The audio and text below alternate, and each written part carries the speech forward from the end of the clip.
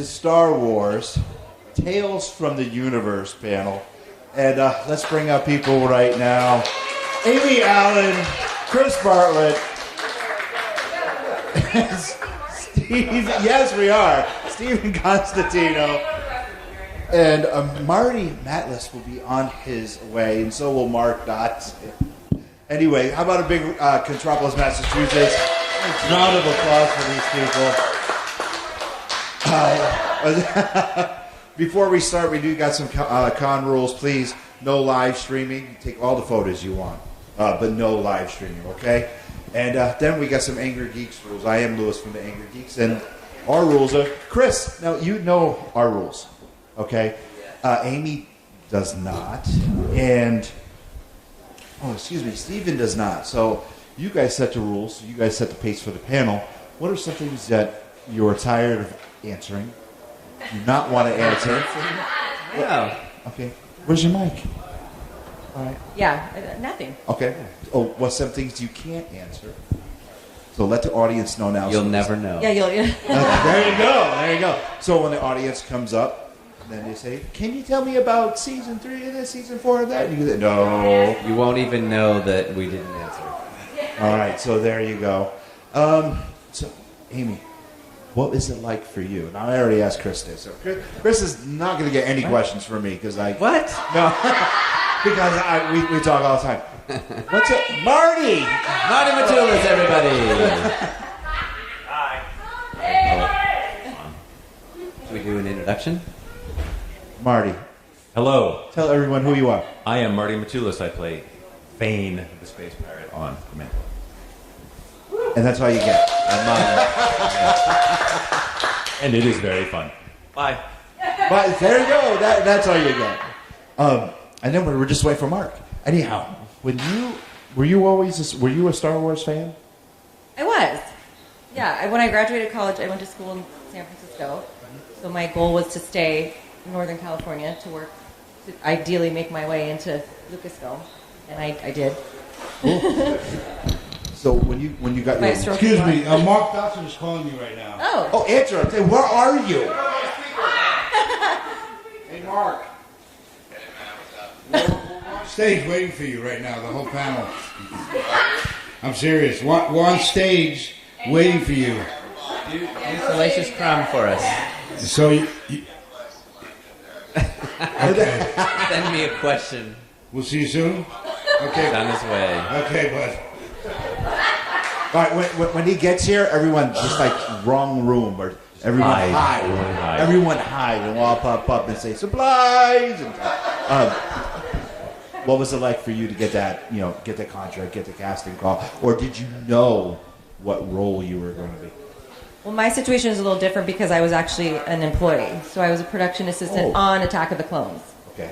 So I did sort of, which has happened in the past with Star Wars characters, I did a crossover. And so I was working as a PA, and my production manager came to me one day at my desk and put a photocopy, black and white photocopy of the cover of a comic book that had my character, and basically said, do you want to, take a shot here? And so we ended up taking some Polaroids with a sort of, if I remember correctly, like a mock-up costume of what, ideally would become the costume, or eventually would become the costume. And then they sent it up to the ranch, to George, and he gave it the okay, and then it happened pretty quickly. Because the movie was coming out in May of 2002, and I think I did it in March. It was kind of a last-minute addition, and then they just sort of, peppered my character into Attack of the Clones, and with that came, action figures and many things that I was not expecting. Do you own any of your own action figures? Oh, yeah. I have... Did you sign any of them? I have everything sort of... Did you sign your own action? No.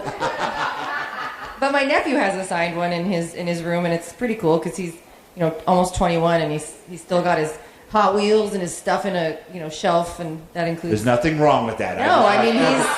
I want everyone to know that. It's cool. I love it. Okay, no, there's nothing wrong with that. Always Little guy over there, always stay a child. There's Yes. nothing wrong with keeping toys in a box. Yeah. There's nothing wrong.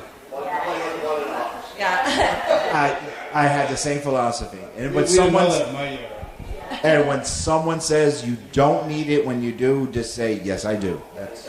Don't be like 40-year-old virgin where she makes him sell all of his actions. That is right. That is right. And then,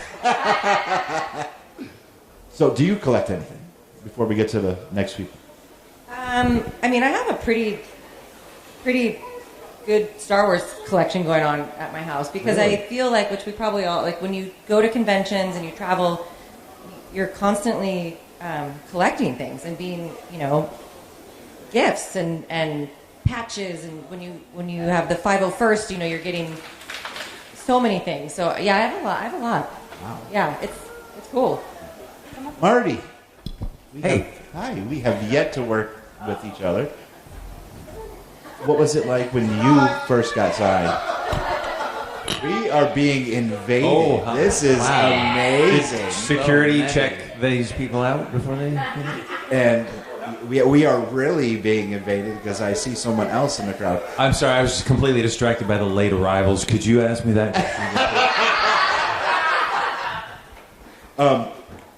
What was it like when you first got cast into the Star Wars universe? Shocking, exciting. Didn't quite. As an actor, you're trained not to expect too much ever about anything. So the audition came through, booked the audition. I was very excited about that. I was supposed to be there for one day. So I thought that's going to be an amazing day, one of the best days I've ever had. And it was. It was absolutely fantastic. I got to meet Grogu, and he was everything he's cracked up to be. And then find out that morning that they weren't going to kill the character. So then the implications leveled up after that. And they continued to do so as he was ported off to another upcoming show. So it was fantastic from day one, and it has continued to be so. Did you also had to keep it a secret, correct? I did. Yeah, the NDAs are intense. And how hard was it for you? Did you slip at all? Did you almost slip? There might have been a little bit of eyebrow wiggling here and there, and hints, but no, it was pretty easy to keep it. I mean, because I'm, as a fan, I'm so excited about it myself. Like, I don't want to spoil anything. Ladies and gentlemen, coming to the stage right now, Mr. Mark Dodson. Go ahead, Mark. I apologize. I say too late because you want to be noticed. There you go. Hi, Mark. Welcome to the stage. Marty, action figures. Sure. Do you collect? Do you have any of your own? I had a pretty good selection when I was a kid. Unfortunately, they have gone away over the years, so I have never been like an avid intentional collector. Just more of a, I guess, unintentional collector. Okay. Yeah. Amy brought up the point, and I did talk to Chris about this before. Fans, the 501st, just normal fans as well, just bringing gifts to you. What was the most heartfelt gift that a fan gave to you, and what was the most absurd gift that a fan gave to you? Well, I'm so very new to this whole world that it's been a couple of stickers, but this morning, my beautiful little 3D printed dragon came to my desk. Really? From a vendor here in the convention. Yep. Okay, good. Steven, Yes. you're... Steven! You're into this Star Wars universe, The Guard. What was it like? Well, it was a kismet kind of thing that happened. I wasn't really an actor, I'm a musician. Yep. And Corey D. Williams and I met in the 80s. Billy D's son. We had a band called Atmosphere. And Billy was helping us get a deal at Motown. And we had a studio up at Billy's house. Because Corey lived there at that time. But Corey looks a lot just like Billy, I mean, obviously. And we're trying to get this music, you get a development deal, and maybe get a record deal. So we're really going for it, And then I think it was like in April, Billy walks into the studio and says, Corey, you have to come with me to stand in Yuma, Arizona. And it's like 120 degrees in the summer. And Corey's kind of adamant because he's a musician. He knows what it takes to be on a set and how much work. So he's a little adamant. And Billy looks at me and says, "You bring the guitar. You're not coming. You come in as my guest, and you play music at night on a downtime." And that's what we did. The first few nights, I'm playing and Carrie and Princess Leia, all the characters are dancing. It was pretty surreal. But then driving into the Starlight Pit was like a 45-minute ride, and the sandwich shift up, it was a lot of long days, and I'm restless. I want to work. But how do I not seem ungrateful and ask? And luckily, like the second or third day, Howard Gazanjian, the producer, had invited Billy for dinner, and we get to go along. And I said, "Howard, I'm there. Put me to work. I'll work for free." So he said, "Okay." So next day, I go and they make me the Gamorrean Guard, and they make Corey Klaatu. And Ralph Nelson Jr. took some pictures of us with the mask off, which was kind of rare at the time, and Corey as well, and Billy also took some pictures. It wasn't like now with everything that's hush hush. It was put in the archive for I don't know how many years, maybe 20 years. And then I guess 12, 13 years ago they came out at DreaCon, because Corey's in Atlanta now, and his dad did a show, and people in England have written to me, "Do you sign autographs?" I said, "For what?" And she was like, well, you're the man behind the mask, and you fought with Luke Skywalker. And I said, "Well, okay, send me some stuff." So they sent me like 60 items from England. and a check, and I'm being a musician. I said, "Wow, this is a good side gig, And so I signed the autographs, and then they went up online, and then at the time, Cool Waters asked Corey and I to go out and tell our story, and it's been 12 years. I haven't looked back. It's pretty amazing. Do you have any of your action figures? Do I have any? Yeah, that's Gamorrean Guard. God. Well, so, you get the bug, and then, of course, all the 80s stuff is very desirable, so I kind of look for that, and my recording studio became like a museum now. And I just moved, actually. I saw in Boston. I'm wondering how. It's kind of daunting how I'm going to deal with it. You need to get rid of that? Huh? You need to get rid of that box? Well, and the 501st, I have all these coins and patches. I display them, and then the special things, like Robert Bailey, who did the storyboards, he would draw some pictures in pencil, which I like that, personal stuff that you can't get. And I have the bug. And then Pops, they're out of control. I didn't like the Funko Pops at first. I thought they bastardized the characters. But now I'm sorry I didn't buy cases of the blue ones. Because once they're vaulted, it's unreal. And I'm hooked now with the music part of it. And they get bigger. Yours like this now. Chris, what's the favorite thing in your collection? Well, first I just want to tell you, as a kid, because I saw Star Wars in 1977 in the theater, and I bought as many characters as my paper route, money could buy me, and then when I was 13, I had like the X-wing and like all the main characters and some fringe characters. When I was 13, I was after Return of the Jedi, it was like, oh, Star Wars is over. I'm 13. I'm thinking more about other things, yeah. And then I had a garage sale and sold all my stuff. And then, when I was in They're no longer friends. No, listen, wait. Listen. In my 40s, Delete. one Christmas, my mom and dad gave me a box. It's a huge box for Christmas. My dad had secretly bought all my stuff from the garage sale and saved it. I know. I get emotional thinking of it, especially today being Father's Day. Yeah. And he gave, and so I had all of my original toys back as a 40-year-old, and then also had already been cast in by Lucasfilm at that point, and so it was just really special to have all those back. But yeah, since then, I like screen used stuff, and working on the shows. It's fun to get stuff from the shows. I mean, not that I take things. I have rescued things that were in danger of being destroyed. And so, like from that perspective, I feel like I'm doing a service to, as rescue. I've rescued, rubble from Navarro and a piece of glass from my cantina when I've I been heard bartender. that. I heard a rumor. But it's all in the name of safety and history. Okay. So it's protecting history. They're still excavating out in Yuma. Yeah, that's right. The latex in the sand. I mean, it's pretty amazing. By the way, happy Father's Day to all the dads. Yeah, and happy fathers out Father's there. Day. Mark, Yeah. you first entered the Star Wars universe in Return of the Jedi. Yeah. Can you do the laugh? I just woke up.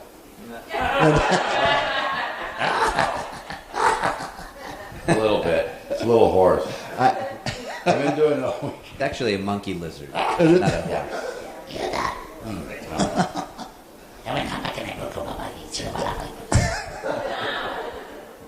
So little. So little was known about that character at the time, but he became popular. Yeah. And do you have any memorabilia of that character? I do. So I don't have to have, some collectors have to have everything. That I have to really like it. So I do have a few pieces. There's a couple statues that were made. One, and I can't think of the company. It's not Gentle Giant, although I have a Gentle Giant. But my favorite one is another. I can't think of the name. It is Sideshow. It is. That the man who sculpted Salacious Crumb, Tony McVeigh, sculpted this smaller one. It's on a round pedestal. If you've seen it, I'm sure you've seen it. And I love that one. That's my favorite. So that one is on my desk, and I look at them all the time. Now, did you? And it's a great sculpting. Yeah. Any reaction to seeing them all in the tree on season 3 of the Man? Yeah, I was like, there's a bunch of me in that tree. Audience, if you have any questions, please line up to the mic and get ready. Oh, I see a special audience member getting right up. So line up to the mic right now. Hi, what's your name? Hi, my name is Lauren Kim. Oh, nice to meet you. Nice to meet you too. Hi, Lauren. So I have a question for all of you. How much prep did they give you? Like, did they give you the whole script for the movie, or did they give you the full episode? And how long before did they give you the scene? Like, and did you have table reads? Like, what was the prep that they actually allowed you for the role? That's a good question. Sorry, kidding everyone. Mine will be short. My answer will be short. For me, for episode 2, there was really because there was no dialogue, there was really not a lot of prep, and because it happened so quickly, I had, maybe somebody show me what to do with the lightsaber. It really was my roommate, Steve, who had just come back. Well, he became my roommate, but he had just come back from Australia and had been on set down there for months. So he actually gave me a few pro tips so I didn't look completely crazy when I was, in front of it. I mean, because I didn't have there was no formal training. It was like, you're going to do this, it's going to happen, and it was quick, and I just went in and kind of did the best I could. For episode 3, there was a small amount of dialogue, so they gave me sides, and then that ended up getting cut anyways, so, which was a total bummer. Oh.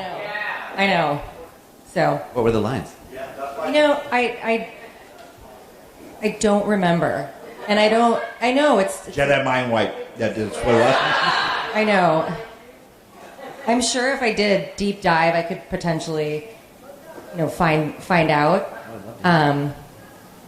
Yeah, I know. Bummer. When I prepped for Q90 in season 1 of The Mandalorian, I did get the whole script for the whole episode. When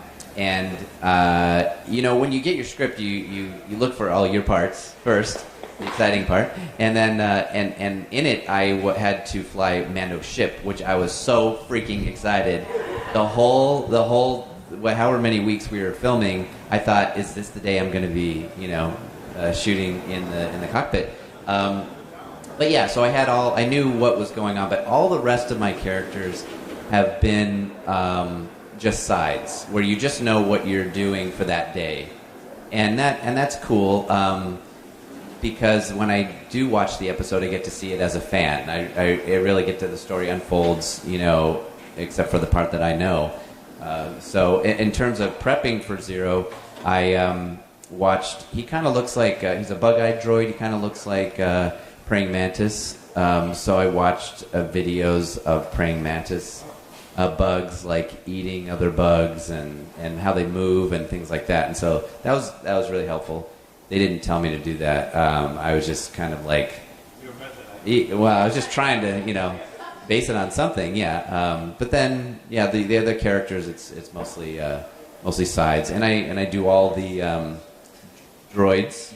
So it's fun to give them all different personalities. A cold, calculating bounty hunter versus a very appropriate protocol droid, or a dirty, worn out, loose jointed protocol droid. So they're all. I get to play them all different. On the new shows, I'm up to 12 characters. And they're all featured characters, so they all have a really nice, moment that I can show my mom and say, hey, see that? My dad, too. Steven, you want to answer the question? Well, back in the archaic days, well, I didn't have any good dialogue. We just grunt, I guess. And, they put the outfit on that was kind of bottom heavy. There was 3 parts beside the feet and the leg, the hands. And they do some footsteps. You just follow the footsteps.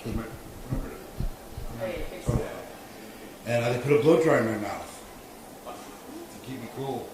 Because they kept saying, welcome to you. It's 120 degrees and it's dry heat. Ooh. And so I followed the footsteps, and that was pretty much it, So the costumes always, if you go back and watch Jedi, the costumes look very slick, very, wet. It's real because it's his sweat. It's his sweat coming through. Yeah, so it's not a special effect. It's Steven's sweat. Yeah. Absolutely. Marty, you want to answer Lauren's question? Yeah, so I got the entire script for the entire season. I knew everything that was happening to every single character in it, and I just chose not to tell anyone. All right. This twitches out. It'll be on eBay later, though. No, I got two pieces of paper for my scene, and that's all I got. I asked questions, and I was told nothing. And that was pretty much it. So I based all my prep on the initial description for the audition, which kind of maintained itself. Then once we did the costume test, the wardrobe test, makeup test, then I got to see the whole thing 100%, which also then informed what I was going to be doing with the character, which they kind of went with. There was very little adjustments other than little things on the day for dialogue and movement and where we were in the geography of the space. So it was pretty straightforward. And then, assuming that was going to be the end of it, I was like, great, that was fun. And then I had to maintain that pirate character for a little bit longer. And you came up with a voice. Yes, he was supposed to be British. I leaned heavily into the ish, and there he was. Actually, I have a makeup artist friend who's British. So I took a large percentage of her accent, had her record the dialogue, and at the time I was watching a lot of Russell Brand on YouTube. So there's 30% Russell Brand on top of that, and then whatever I forgot and then ended up just doing on the day was how he turned out. Can you still do the voice? It's possible. I say it's a bar. He's got a drinking problem, so I have to really focus hard on alcoholism. So I went in.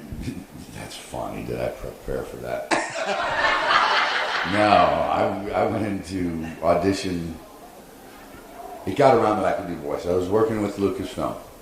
And it was in-house at Skywalker Ranch as a carpenter, and I was trying to get into production. And it got around that I did funny voices, I did impersonations, and so I let Ben know. Ben Burt, sound man for Lucasfilm. So I let him know, and he brought me over to audition. And he handed me a script. I didn't get the part. And it was Admiral Akbar. Oh. And it was the scene where the hologram of the Death Star comes up, and he's describing how they're going to fly in, and all the things that he says, they're going to fly in and do these. And it overwhelmed me, and I got so nervous I started shaking to the point where I couldn't read the script. My hands, there was no place to put, there was no music stand to put it on. I'm in Ben Burtt's studio. And I went, oh my God. And Ben's like, what? And I said, I'm so nervous and shaking so bad, I can't read my script. And he said, oh, relax, take your time, no big deal. And I'm like, not to you, but it's a big deal to me, and I'm really nervous. And so I said, can I do something and get these nerves out? And he's like, yeah, do whatever you want. So I walked away and I started flailing with the script and doing all this and I came back and I had stopped shaking, and it got that nervous energy out. And so he walks from behind his pedestal and he comes up, give me the script. And so I handed him the script. And honestly, when he was walking away, I thought, I've just offended Ben. Well, he'll never work in this town again. All that stuff. And he turned around and he's kind of giggling himself. And he goes, see what you just did over there? And I said, yeah, screaming and cackling. And he said, I've got a creature that's going to be perfect for him. Forget Admiral Akbar. Let's do a bunch of that today. So that's how that happened. That's awesome. Yeah. And then and he described the creature. I didn't see him, like you guys know. You don't see any. Only what you need to know. And he said he's part rat, part bird, part monkey. That's how he described him. Yeah. And then he described things that aren't even in the movie, because I guess they don't want you to know. Just like you're this creature, and you're sneaking through the desert, and you see a big castle up ahead. Give me in that voice, like you're walking through the desert, you're tired. And I just started doing it, and then.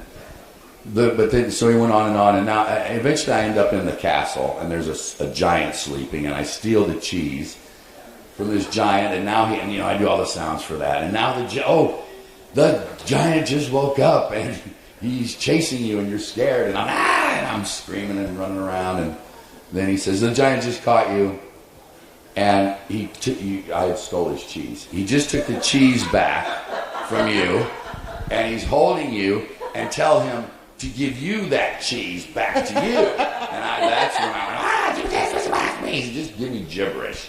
So I went, I think I said that. And so then so I'm thinking, are there kids in here? Are there kids in here? Okay. So what I'm thinking, right there. I'll say the F word. But that's what I'm thinking. So the scene where R2 zaps Salacious in the butt, and he goes up for going after C-3PO's eye, and I yell down at him. What I'm really saying is, give me back that effing cheese. That's what I'm thinking in my head. So now you know. I'd like to see that episode. You me too. The actual right. Do we have any audience? Oh, we have another audience question. What's your name? My name is Justin. Hello. Justin, yeah. Why are you so angry this morning, Justin? So I have two questions. So first, you only get one. You have to pay for the second one. Okay. First one's for Amy. So on Felucia, when you get attacked by the clones, why didn't you react faster? Because you're a Jedi. Wouldn't you sense? Well, because they betrayed me. And they were with me. But you should sense it, right? I know. You know what? Listen. Wow, what the backlash here. The force is going to the dark side. You hear that? Oh, yeah. Calm down. You need to take that up with somebody else. Okay. I was just just doing my job that day. Okay. I know. All right, believe me, my kids get so much mileage out of the sort of whatever the fall and how it's the whole thing in my house. Your kids will turn on you. I'm paying the price every day.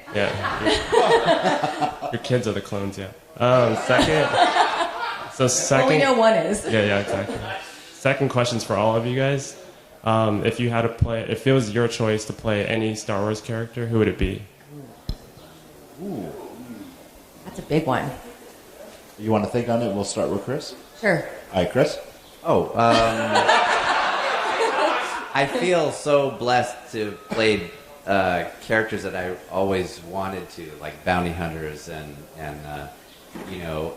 playing C-3PO for the last 17 years has been a real dream.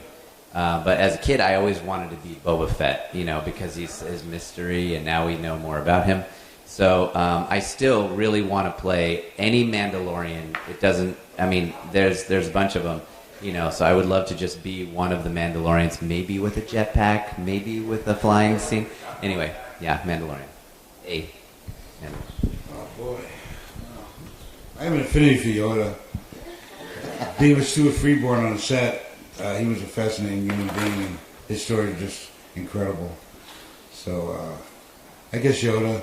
If you go to the other side, maybe Darth Vader. There's a lot of room there. You Yoda's voice, the way you talk now. I do? No, I would love to. Oh, yeah. New Jersey voice.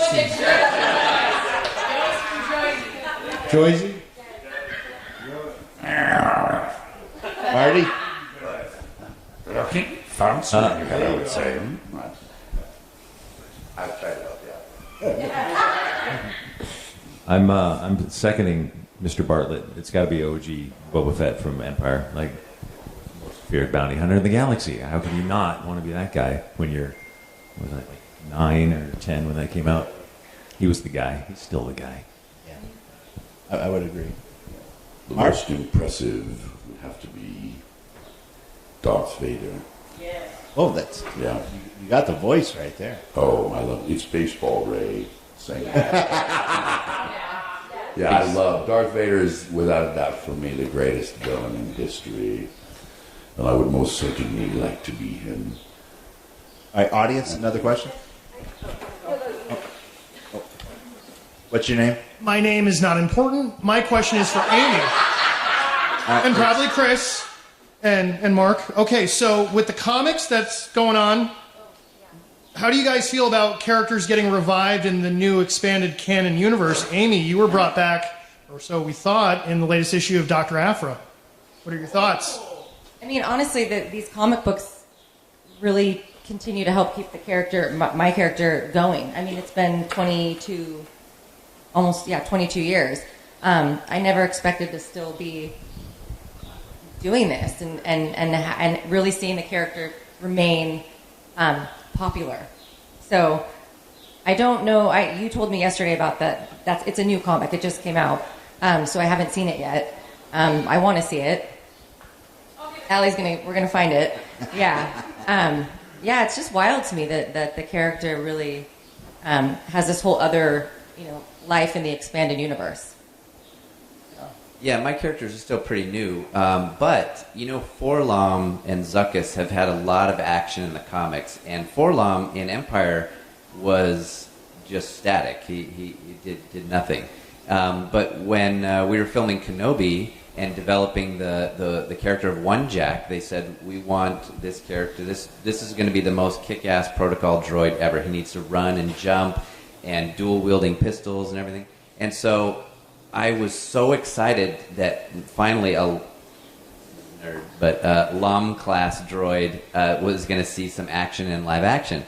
And so I worked really hard to tailor the suit so that I could stand like a gunslinger and wield dual pistols and pull pistols out of his holster and everything, so that we could see that really in live action. So I was happy. So yeah, comics. It's a little different question for me. Mark or Mark, Steven, or do we want Marty to answer that next question? Draw. Yeah. Oh, I don't know why. Okay. I haven't been brought back yet. Well, yeah, you were in the tree. No, that was my cousin's. That was my cousin's. Right.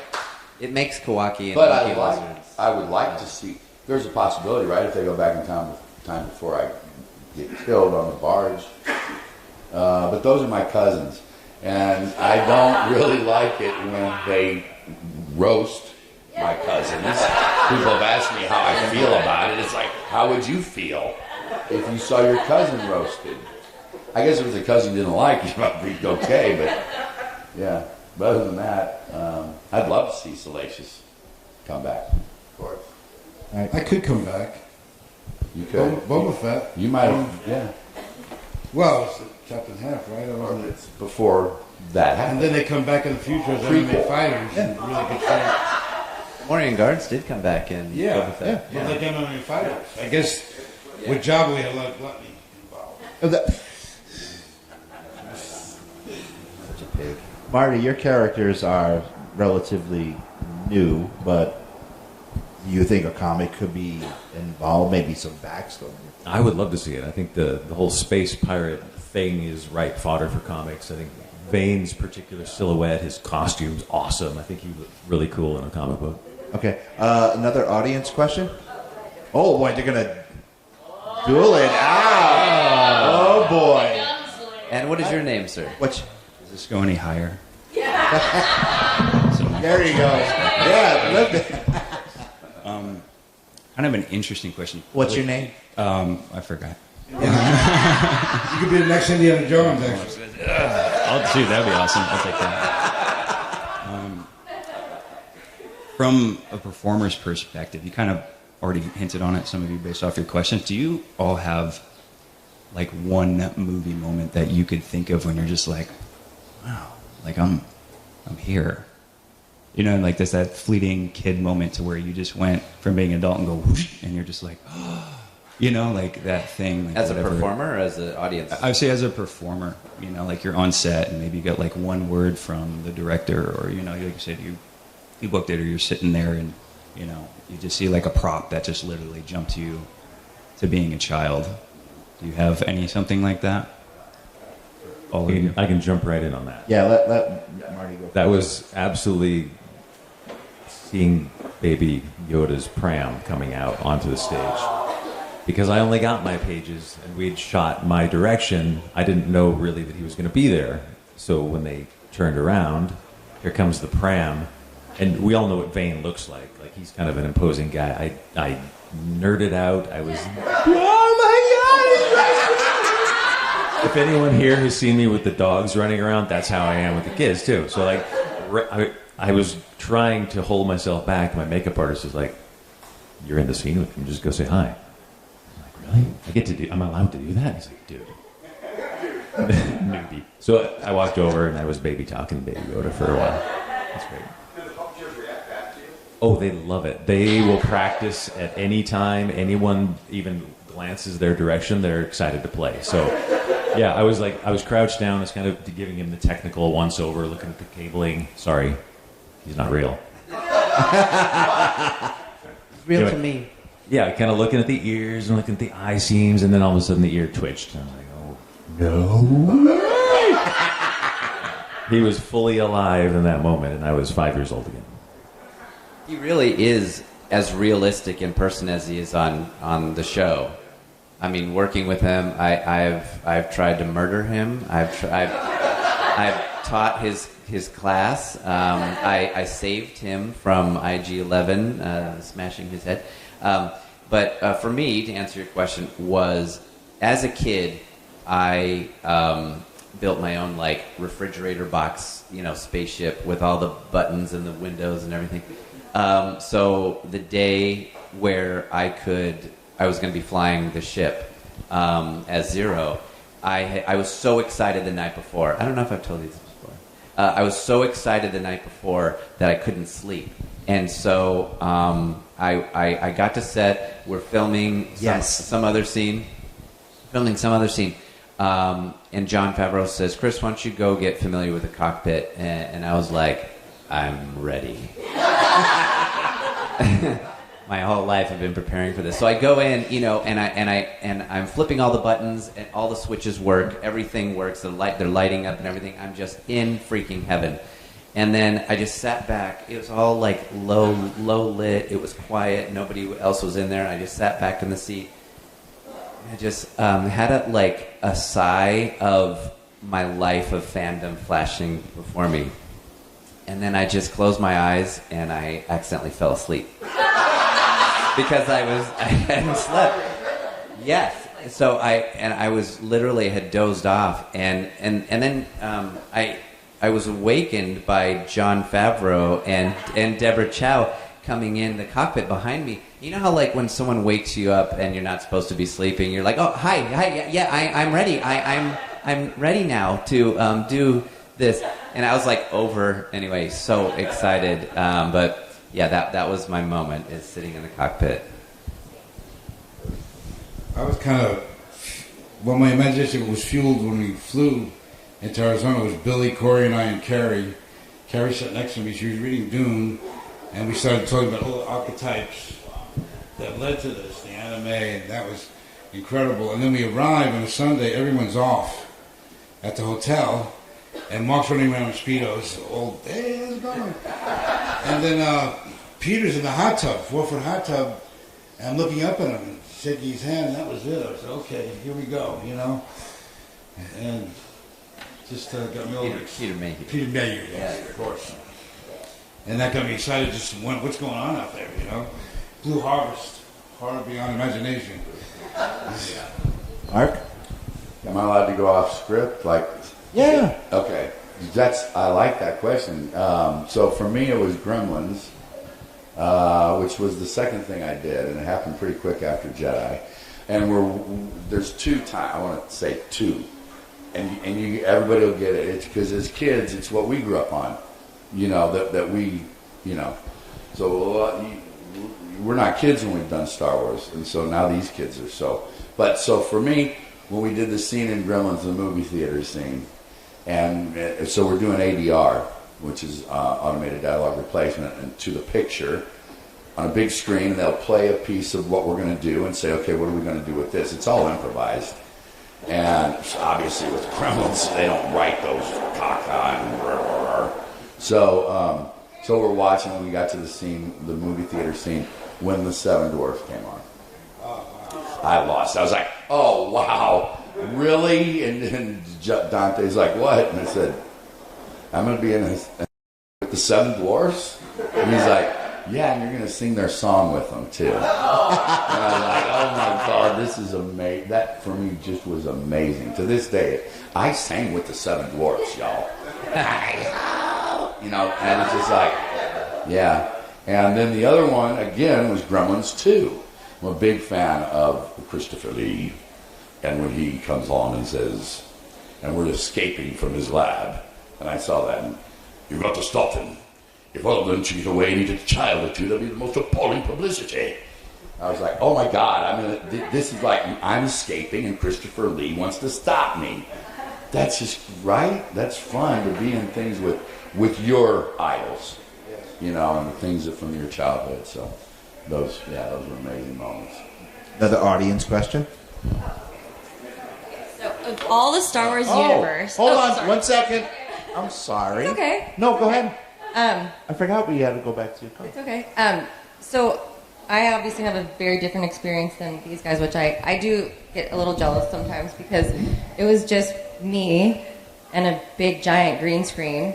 And I think about it now, if I could go back, like, could I do that now just with George Lucas and John Knoll, you know, like just all standing there. Like, the nerves. And I remember also, I flew up to San Francisco, and the night before, like, I was literally, like didn't sleep, and showed up there shaking, like, so nervous that I was doing it again. The first time I just kind of went into it like, okay, like, this is happening, like, get it together, do it, it's, you know. But then when I went back, and it was sort of bigger, it became smaller, but it was it was a slightly bigger role. I don't know how I just got through it. I don't know. But there was nobody else. I never interacted with anybody else. A lot of the surreal moments came when I started doing conventions, which was 2002. So it was like meeting Jeremy Bullock and, you know, Kenny Baker and Peter and sort of starting to travel with these people and seeing them on a regular basis and, you know, going out to dinner with Jeremy and his wife and all these relationships that were developed, you know, that I was so young.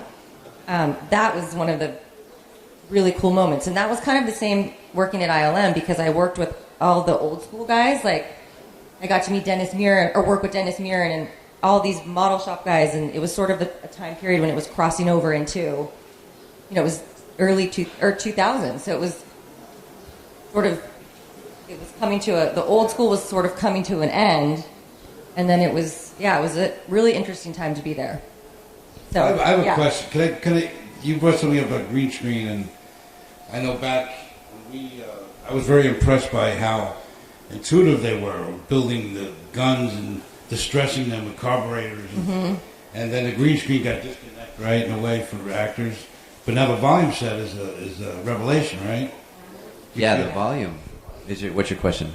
Is the volume set? How do you guys feel? Is it more of a tangible thing? You don't even have to pretend.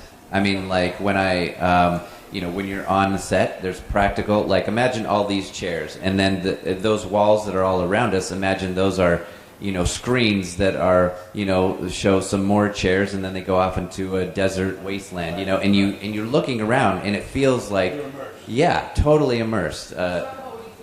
When you're flying the ship, you have a practical cockpit parked in the volume, and the volume all around you is space. And space is just slightly, moving like you're drifting in space. Until I say, jumping to hyperspace now. And then all the stars stretch. And and they do it on my cue, which felt so real. I mean, you don't even have to pretend it's real. Yeah, it's incredible. I just thought of something, sorry, really quick. I did actually, one day we did a big bar scene. And so I did it was a bunch of different ILM employees, and I played 2 other characters. In Attack of the Clones. Yeah. So I did actually interact with people. My fellow employees from ILM, everybody I worked with. So that was cool. Was that the scene where they were chasing? It's the bar scene. Yes. For Anthony Daniels. So I played, 2 different, patrons at the bar. Go back and Yeah. watch. All right, we're supposed to end now, but we got one more audience question that we're going to get to. But come on up before we get to pressure, Lauren's but question. make it Come on. really good. Come on. I want to apologize for skipping over Amy. When I'm up here and I'm with people I know, wait a minute. When I'm with people I know and people I work with for the first time, I get captivated and I get pushed into this, and I'm just in awe. And I want to say thank you for letting me know that I skipped over Amy. Because, You do a great job. I am just back as a child, so I am talk. So go ahead, Lauren, was it? No, go. So of all the Star Wars universe, if you could marry one character, who would it be, and who would you have fun with at one night, like a one night stand, or it could be like a fun, or partying. It could be partying too, like a friend. I should not have gave you that question. No, this is a family show. Who would you marry and who would you hang out for one night and have fun? All right, really rapid question. I'm not answering, I'm only answering who I would want to potentially date. Would be Han Solo. Come back to me. Of course, Princess Leia, right? And being on a set with her and Tracy Eden, both dressed up, was pretty exciting. That's cool. Was that the stunt Leia? Yeah. Marty? I mean, also with 13 when Jedi came out, so Slave Leia. Which is, I think, the second part of your question first and the first part of your question second. and then the first part of your question. I'd want to marry Princess Leia. Slave Leia. She is spoken for. And then I would, and I have partied with who I would want, Ula. Femi Taylor. Oh, it's just Femi. Yeah, we get to see each other on the road, and we have a great time. And there's that camaraderie because you're in a scene together, actually, and it's like it's so much fun. She's fun. Yeah. She is. Before Chris answers, I'm sitting here looking at his face, making all these faces. Okay, we're running out of time, sir. I was 13 also. and I remember feeling like a little confused, like I really like her. And it was at that moment where you're trying, like, as a 13-year-old, you're figuring out, like, you know, what, I don't know. Yeah, like, are girls still gross? Are they cool? They're cool. And then you start to feel, like, tingly. You know, so then you're like, oh, yeah, I do like her, but, yeah. Anyway, I guess Slave Leia, yeah. But Ula was right there also because, you know, she had a lot, I mean, she had some action as well. Yeah, not a lot of clothes. Not a lot of clothes. Yeah. And Femi is so lovely in person. Okay, and with that, we're all done. Make sure you... Good night. Please, a round of applause. Go down to each one of their tables, say hi, get an autograph, take a picture, get a photo op with them, and thank you for coming to Contropolis, Massachusetts. Thanks again. Thank you. You have been watching the Angry Geek Show on Pod TV. Visit our website today. And for guest bookings, email us at theangrygeekshow@gmail.com today.